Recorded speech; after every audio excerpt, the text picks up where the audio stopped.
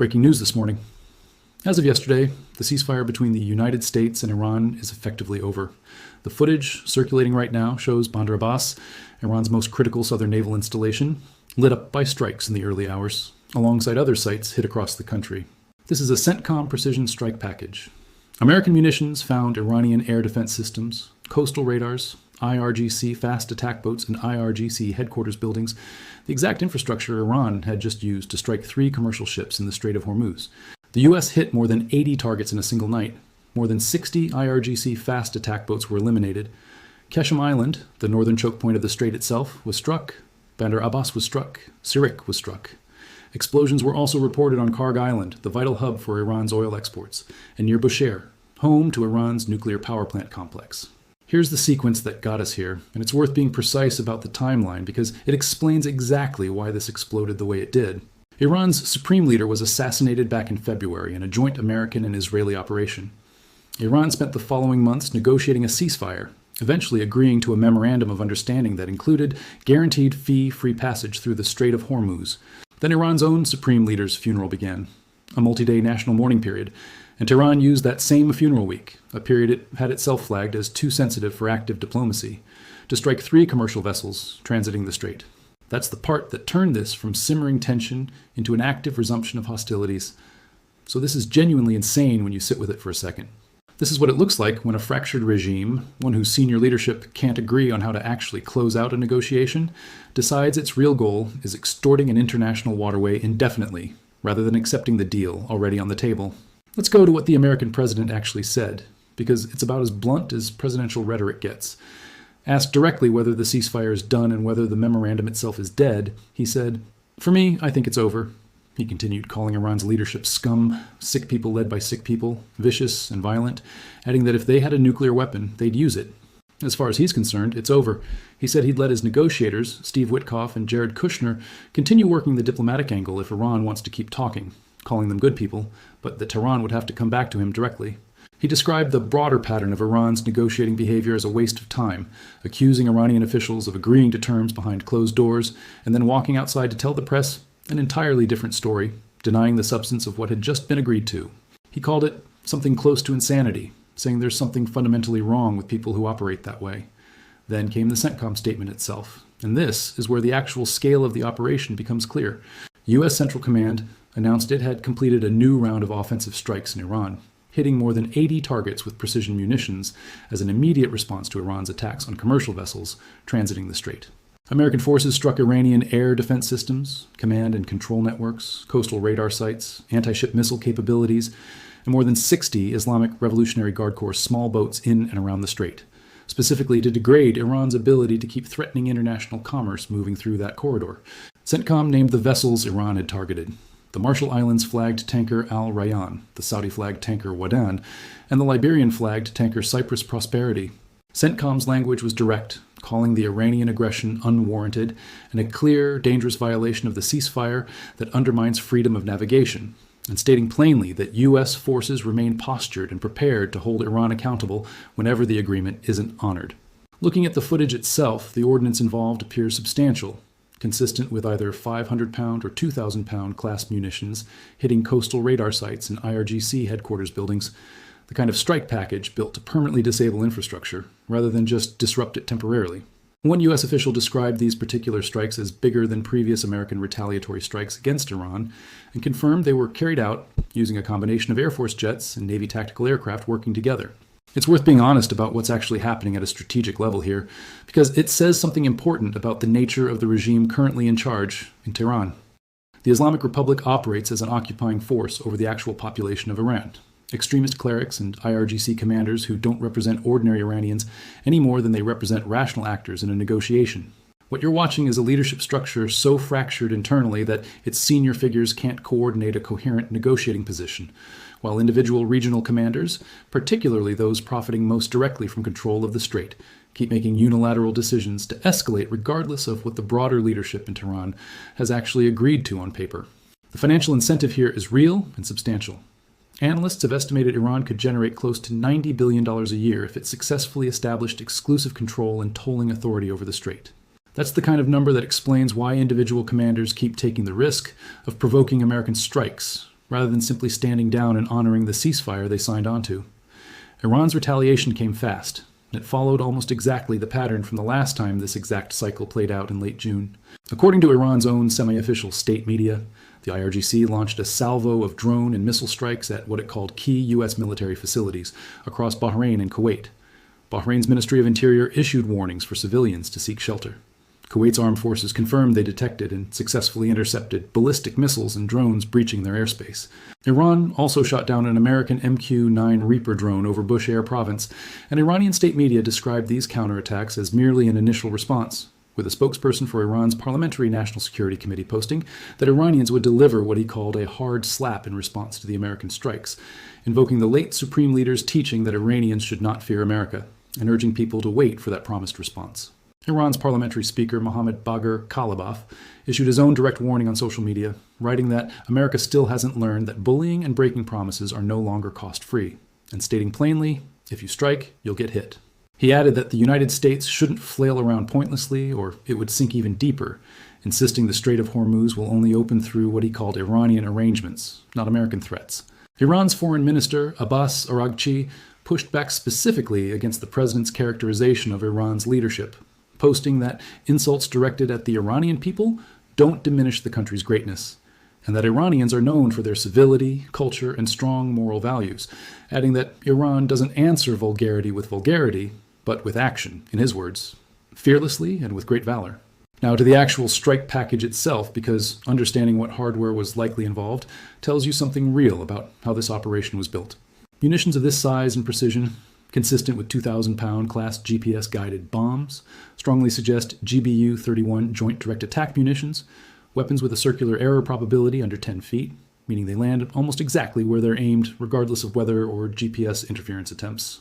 Given that Iran has had months since the February strikes to rebuild at least some of its coastal radar capability, a strike package built around stealth platforms makes tactical sense here. Either B-2 stealth bombers given their low observable characteristics, or a mixed package of F-15E Strike Eagles working alongside F-35s, Navy F-18s, and EA-18G Growlers, providing electronic warfare support to clear the way before the heavier strike aircraft roll in. The fifth-generation fighters in a package like this, F-22 Raptors and F-35 Lightning IIs, typically function as the initial penetrators, pushing into contested airspace first specifically to open a corridor by suppressing enemy air defenses before the fourth-generation strike aircraft follow behind them. The F-35's sensor fusion architecture is specifically built to share a complete real-time picture of the battle space with every other networked platform simultaneously. So once the fifth-generation aircraft establish that initial picture, the rest of the strike package effectively operates with shared situational awareness across every aircraft in the formation. The EA-18G Growler, the electronic warfare variant of the Super Hornet, typically flies ahead of the main strike package, specifically to jam Iranian radar frequencies across the board, using its onboard jamming suite, degrading Iran's ability to track and target incoming aircraft before they're ever within visual range. MQ-9 Reaper drones would be well suited to hunting the smaller, faster IRGC attack boats specifically, since a Reaper can loiter for extended periods, identify and track a small vessel, and then engage it directly with a Hellfire missile once a target is confirmed. One detail buried inside CENTCOM's own statement deserves real attention because it's a deliberately loaded phrase. The statement referenced special capabilities that can't be listed publicly. That's not filler language. That's a pointed signal to Iranian military planners that whatever they've actually seen hit their coastline so far may not represent the full extent of what's available if this continues to escalate, an intentional bit of strategic ambiguity meant to make Iran's own military leadership second-guess just how much capability the United States is holding in reserve. It's important to be honest about where Iran's actual capability stands right now, too, rather than assuming this campaign has left them with nothing. During the period covered by the ceasefire, Iran used the pause to rebuild a meaningful portion of its coastal defense and fast attack capability, along with its stockpile of Shahed 136 one-way attack drones, the same drone design the United States has previously reverse-engineered and adapted for its own use. So while 60 IRGC small boats getting eliminated in a single night represents a serious blow, it isn't the same as Iran having no remaining capability to threaten shipping in the Strait. The IRGC's naval commanders, particularly those along the coastline most directly profiting from illicit toll collection, have shown no indication they're willing to step back from that revenue stream regardless of the military cost, because the calculation from their side has consistently been that the financial upside of controlling the Strait outweighs the risk of continued American strikes against their remaining assets. So, where does this actually leave the broader strategic picture? The ceasefire is, by the American president's own public statement, effectively over, even though he's left the door open for negotiators to keep working the diplomatic track if Iran wants to return to serious talks. The underlying American objective throughout this entire process has remained fairly consistent, opening the Strait of Hormuz to normal international shipping and bringing Iran into some kind of normalized economic relationship with the rest of the world, including a path for Iran to legitimately sell its own oil on global markets. That specific concession, the sanctions waiver allowing Iranian oil sales, has already been revoked by the Treasury Department in direct response to this latest round of ship attacks, stripping away the single biggest tangible benefit Iran had actually received from the entire negotiating process so far. What happens over the next 48 hours matters enormously for which direction this goes. If Iran continues escalating, more ships attacked, more American assets targeted, additional ballistic missile launches, then the American president's warning that continued dealing with Tehran is a waste of time suggests the air campaign could expand into considerably deeper target sets, potentially including leadership targets themselves rather than just military infrastructure. If Iran instead goes quiet and Gulf mediators manage to open a back channel, there's still a plausible path back toward renewed negotiations at some level, since opening that waterway remains squarely in everyone's interest, including Iran's own economic interest, if its leadership were capable of prioritizing that over short-term extortion revenue. But everything currently visible from the outside suggests Iran's coastal commanders have already made their calculation, that the funeral period and the accompanying wave of public grief and anger over the supreme leader's killing is being used as domestic cover and justification for continued strikes on commercial shipping. A convenient emotional narrative sitting on top of what remains, underneath it, a straightforward financial calculation about extorting one of the most valuable shipping lanes on the planet. There's also a wider audience beyond Washington and Tehran watching every one of these developments extremely closely. Regional allies, according to reporting from inside the current diplomatic effort, have been actively sending messages to both the United States and Iran, attempting to prevent further escalation and preserve whatever remains salvageable of the ceasefire framework. That regional anxiety is entirely understandable, given how directly this affects Gulf economies specifically. Bahrain and Kuwait just had to activate air defenses and shelter civilians because of Iranian retaliatory strikes, triggered by an American response to Iranian aggression against commercial shipping in the first place, a chain reaction that started with tankers belonging to Marshall Islands, Saudi, and Liberian shipping interests, and ended with missiles flying over 2 additional sovereign countries within about 24 hours. This entire episode is also unfolding against the backdrop of the NATO summit currently taking place in Ankara, Turkey, which adds its own layer of complexity to how this gets managed diplomatically. The American president has been publicly candid about his frustration with how NATO allies have responded to the broader war effort against Iran, telling reporters he was very disappointed with the alliance's support, even while praising Turkey specifically for not aligning with Iran during the earlier phases of this conflict. That kind of public friction with alliance partners, playing out at the exact summit meant to project unified Western resolve, complicates the diplomatic backdrop against which any renewed negotiation with Iran would have to happen. Allies who've spent months absorbing their own economic fallout from the Strait's disruption are being asked simultaneously to back continued pressure on Tehran, while processing public criticism from Washington about the adequacy of their own contributions so far. There's also an entirely separate front to this broader conflict sitting just to the west in Lebanon that continues to complicate any path toward a comprehensive resolution.